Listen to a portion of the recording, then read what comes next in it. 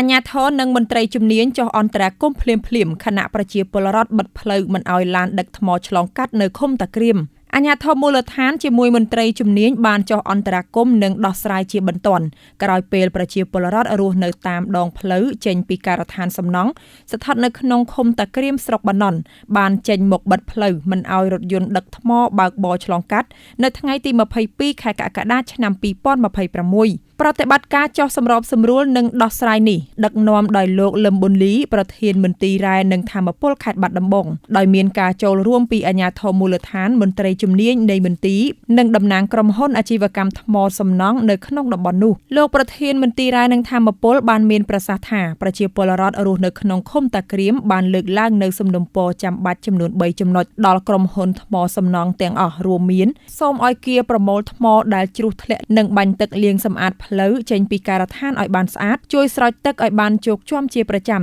ចាប់ពីផ្លូវចេញពីការដ្ឋានឲ្យអ្នកបើកបររថយន្តដឹកថ្មទាំងអស់បន្ថយល្បឿនពេលបើកបរឆ្លងកាត់ភូមិឋានចំពោះវិធានការនិងការណែនាំលោកប្រធានមន្ទីរបានបន្ថែមថាផ្អែកតាមចរាចរណ៍លេខ0310រថអថរសរចចុះថ្ងៃទី20ខែតុលាឆ្នាំ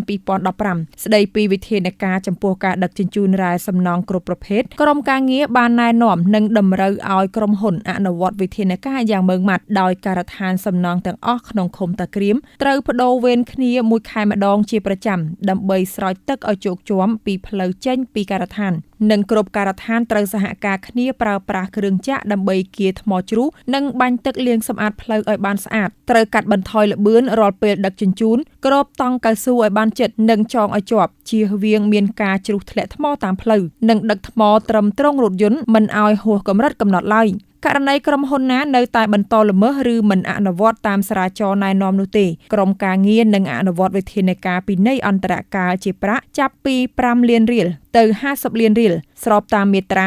36ថ្មីនៃច្បាប់ស្តីពីវិសោធនកម្មនៃច្បាប់ស្តីអំពីការគ្រប់គ្រងនិងការធ្វើអាជីវកម្មធនធានរ៉ែប្រកាសឲ្យប្រើដោយព្រះរាជក្រមលេខនស/រកម/0618/009ចុះថ្ងៃទី22ខែមិថុនាឆ្នាំ